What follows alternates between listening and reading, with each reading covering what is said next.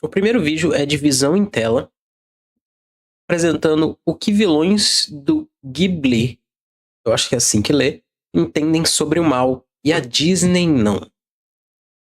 Vamos lembrar que a maioria dos vilões antigos da Disney possuíam uma espécie de padrão de serem criaturas mais destacadas da sociedade. Elas eram suas aparências eram diferentes das demais, seus aspectos tinham uma certa justificativa, se podemos chamar assim.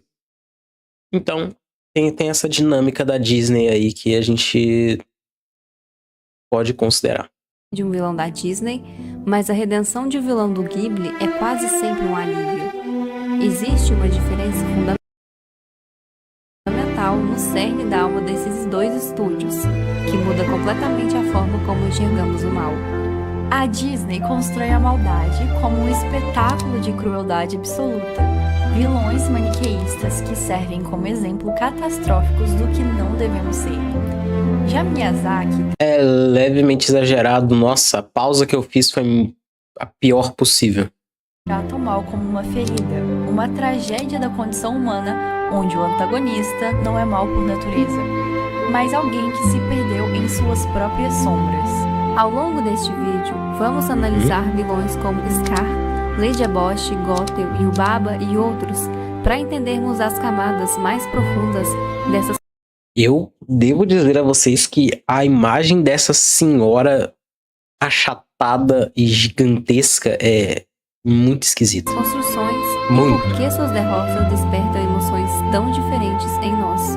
Eu sou a Aurora. Eu sou a Flora. E vocês saem mais um vídeo do canal Visão em Tela. Que bonitinho a sincronia. A questão a ser discutida não é qual dos estúdios tem os vilões mais sofisticados. A verdade é que a Disney tem os antagonistas mais cruéis e desumanos de, talvez, todas as animações. Eles são construídos... Eu não diria que eles são tão cruéis assim. Muitos têm algum contexto que você consegue entender, mas o que explica não justifica, né? E aí fica nessa. Para serem identificados desde o início da história. Olá, Vênus, como vai? E cria um contraste evidente com os protagonistas bons. Melhor agora? A cabeça melhorou? É inegável que sejam muito bem escritos, mas você já percebeu como eles são fáceis de ser compreendidos? E isso acontece porque os vilões da Disney são unidimensionais. Em nenhum momento deixam dúvidas de suas reais intenções de acabar totalmente com a bondade que se há nos outros demais personagens. Scar.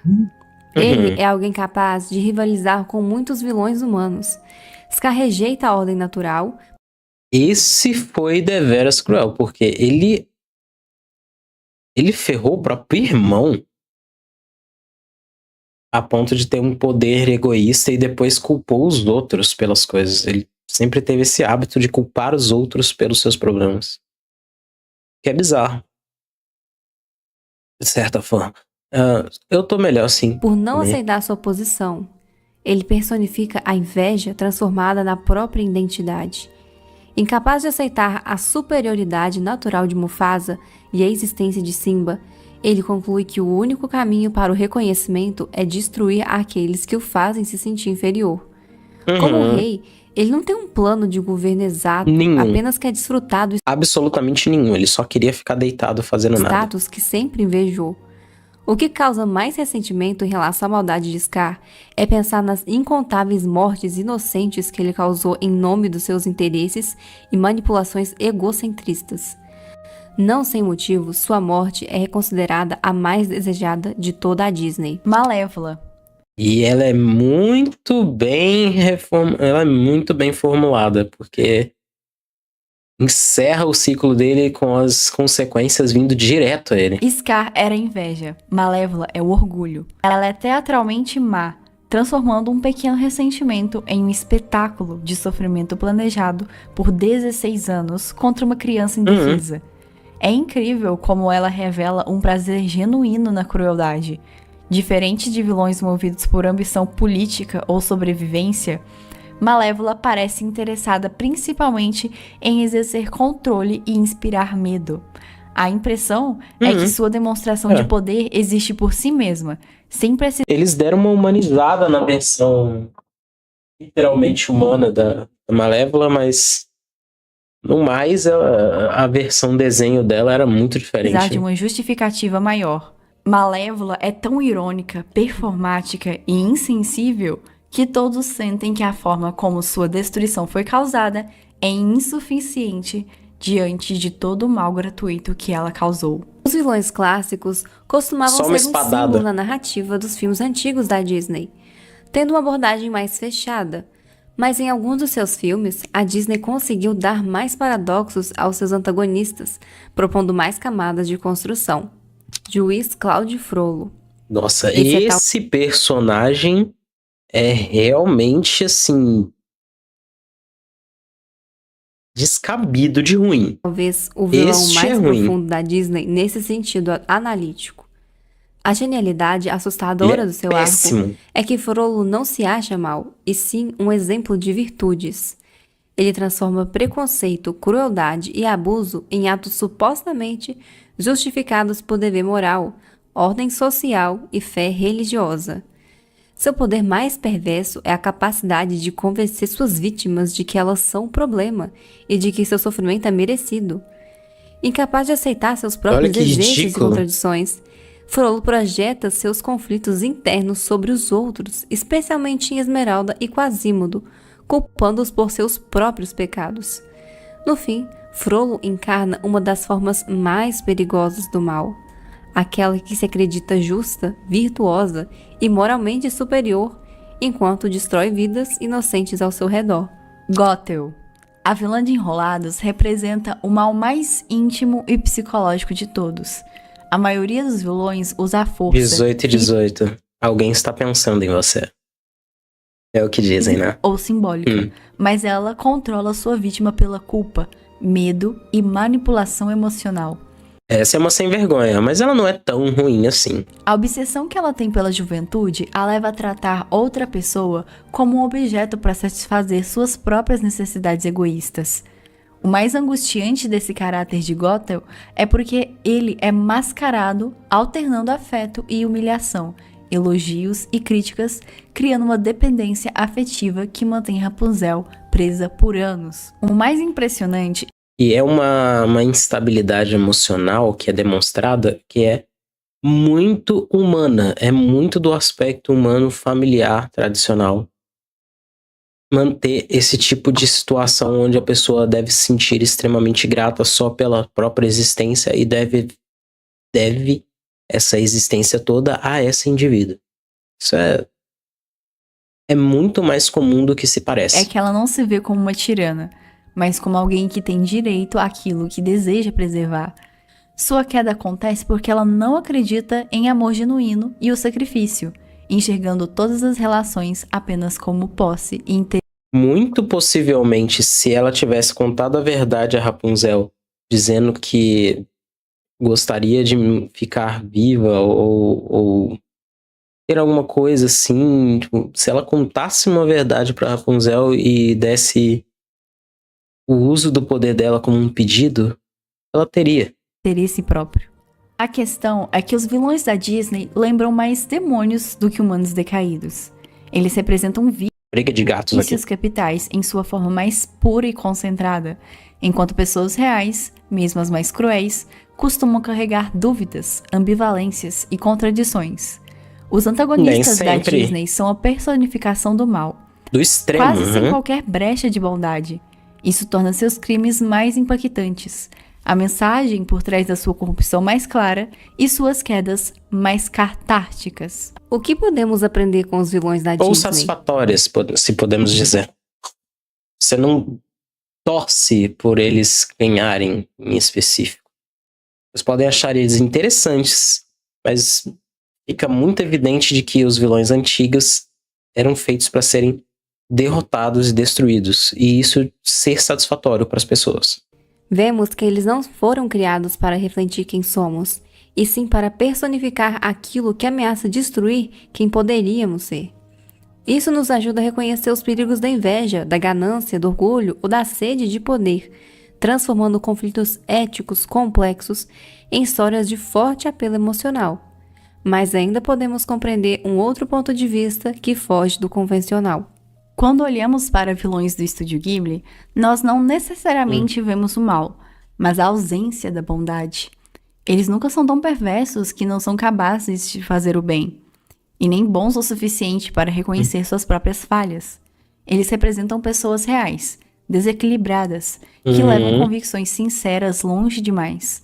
Por esse motivo, eles causam desarmonia, promovem guerras desnecessárias e atingem pessoas inocentes, ao mesmo tempo que lutam pela paz, pelo amor e pela esperança de outros. Lady Eboshi Interessante.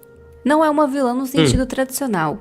Ela encarna uma verdade mais profunda e desconfortável.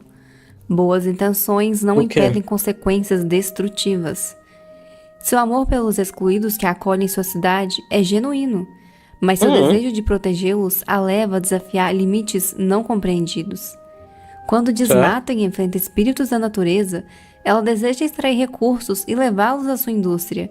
Com isso, Lady Eboshi acredita estar promovendo prosperidade e dignidade humana.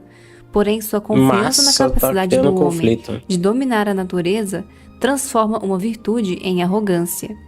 Percebam que sua complexidade surge do fato de que suas virtudes e seus defeitos nascem da mesma fonte. Construir um mundo melhor. A pessoa tava indo muito bem no sentido de oratória, mas ela começou a se perder, ou a se cansar um pouco. E aí as palavras estão saindo trocadas. Eu não acho isso um defeito, eu acho isso fofinho. Mas talvez um maior preparo para os próximos vídeos ter essa pausa, esse respeito, seja importante. Melhor para seu povo. Sua tragédia mostra como até os motivos mais nobres podem se tornar perigosos quando deixam de reconhecer que existem bens maiores do que os próprios objetivos. Baba. Essa personagem é a prova de que o mal nem sempre se manifesta como crueldade pura, mas como a transformação de pessoas em instrumentos para conseguir poder, riqueza e controle. Sua magia mais assustadora vai além de simplesmente transformar humanos em porcos, mas roubar seus nomes e identidades, reduzindo-os a peças de um sistema que ela domina. Ao mesmo tempo, ela não é puramente maligna. Ama o filho, protege seu negócio e segue regras que limitam seu poder. Essa mistura de ganância... E é uma senhora muito feia e esquisita. Vamos salientar isso? De que ela é muito feia? Autoridade, afeto e responsabilidade a torna moralmente ambígua e profundamente humana. Sua complexidade revela que a exploração muitas vezes não é praticada por psicopatas insensíveis, mas por pessoas que enxergam suas ações como necessárias ou justificáveis. Yubaba mostra como o desejo legítimo de segurança, prosperidade e estabilidade pode se transformar em um sistema que aprisiona os outros sem sequer perceber sua própria desumanidade. Sem rosto. Esse talvez seja o personagem de todo o Estúdio Ghibli que mais nos faz olhar pra dentro de nós mesmos que personagem e nos perguntar como esquisito. vivemos. Nossa, Sem se rosto a véia era esquisita, esse então, Jesus da não mãe. é mal por natureza. Ele representa o vazio de quem não sabe quem é e passa a absorver a identidade, os desejos, os vícios das pessoas ao redor. O mais estranho é que a boca dele não é na boca dele. É uma boca Sua embaixo dele. monstruosidade surge quando sua necessidade desesperada de aceitação o leva a confundir amor com aprovação, amizade com posse e valor pessoal com aquilo que pode oferecer aos outros. No ambiente ganancioso da casa de banhos, ele se torna literalmente aquilo que consome, egoísta, voraz e manipulador. Seu mal é o resultado de uma personalidade sem centro próprio, moldada pelas influências mais fortes ao seu redor. O arco de Sem Rosto mostra que a verdadeira cura não está em ser desejado pelos outros, mas em descobrir uma identidade capaz de existir independentemente da aprovação alheia. A Bruxa das Terras Isoladas. Talvez seja a personagem que melhor representa uma vaidade capaz de consumir alguém por completo. Ela é uma das poucas figuras de Miyazaki que começa a história parecendo uma vilã clássica. Possessiva, Nossa, que estranho essa quantidade de pescoço dessa senhora. obcecada por Hall e determinada a preservar sua juventude a qualquer custo, assim como Gothel. Sua complexidade aparece quando perde seus poderes. Em vez de revelar um monstro, ela se torna uma idosa frágil e dependente. Sua transformação sugere que o mal pode agir como um parasita. Quando a obsessão que a domina desaparece, resta alguém digno de compaixão. Por isso, sua história mostra que a verdadeira vitória sobre um antagonista nem sempre está na punição, mas na possibilidade de redenção através da misericórdia. É isso que os Entendo. protagonistas do Ghibli têm que faltam nos da Disney. A sutil alternância entre grandes falhas e grandes virtudes. O mal no mundo quase nunca se apresenta com dragões, luzes Ele nunca vai ser absurdo e extremo ao ponto de ficar escancarado. Esse gato tá desesperado. Mas sempre vai ter um extremo na área da Disney que não é humanizado nesse sentido. Ele não vai. Mas eu diria que muitas pessoas atingem extremos sem uma necessidade, não é necessariamente uma capacidade de redenção, se é que vocês me entendem. Nem todo mundo será redimível e nem todo mal precisa ser máximo para causar estragos irreversíveis. verdes e maldições explícitas. Na verdade, o mal do mundo é muito mais complexo de ser reconhecido porque ele pode estar até dentro de nós mesmos. Os vilões do estúdio Ghibli permitem que nos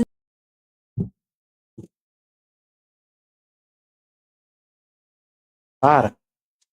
identifiquemos com eles de alguma forma, porque carregam desejos, medos, fragilidades e contradições profundamente humanas. Eles nos lembram que a linha entre o egoísmo e a generosidade, entre a destruição e o Você tá cuidado, nem protestando sempre é muito, clara. você não vai lá fora. Ao enxergarmos Você não algo vai. de nós mesmos nesses personagens, vamos além de apenas julgá-los, mas também refletimos sobre nossas próprias sombras e como melhorá-las. É justamente nessa ambiguidade moral que reside a força de suas histórias. O mal deixa de ser um monstro distante e passa a ser uma possibilidade real que exige consciência e responsabilidade de cada pessoa. No fim, a Disney nos ensina a reconhecer o mal quando ele aparece diante de nós. Em suas histórias, ele costuma ter um rosto claro, intenções evidentes e um Olha a papel bem ovelhinha. definido. Ameaçar aquilo que é bom. Seus vilões funcionam como personificação de vícios humanos, inveja, ganância, vaidade, crueldade, e nos lembram que algumas atitudes precisam ser confrontadas e vencidas. Existe uma sabedoria importante nessa abordagem. Antes de compreender as complexidades da moralidade, precisamos aprender a distinguir o certo do errado. Miyazaki, porém, parte de uma pergunta diferente.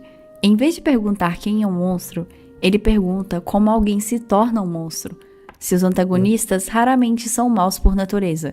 São pessoas marcadas por medos, feridas, ressentimentos ou desejos que cresceram sem serem confrontados. Por isso, eles ocupam uma zona moral desconfortável. Não são apenas ameaças a serem derrotadas, mas reflexos de fraquezas que existem em alguma medida dentro de nós. É justamente por isso que as duas visões se complementam tão bem. A Disney nos ensina a enfrentar os dragões que ameaçam o mundo, e o Ghibli nos ensina a vigiar os dragões que podem nascer dentro de nós mesmos. Uma tradição fala sobre justiça e a outra sobre autoconhecimento. Uma nos lembra que o mal compreensível. existe e precisa ser combatido. A outra nos lembra que ninguém está completamente imune a se deixar corromper por ele. E talvez a verdadeira maturidade moral surja da união dessas duas lições. Ter coragem para resistir à escuridão ao nosso redor e honestidade para reconhecer a escuridão que às vezes tenta crescer dentro de nós. Que bonito. Gostei muito do vídeo. Se vocês se interessaram, por favor, se inscrevam no canal deles. Eu acho que foi bem formulado, foi divertidinho. A narração foi boa. Só tem que tomar cuidado com esse cansaço de verbalização, assim, pra você não acabar se embolando demais. Mas eu gostei.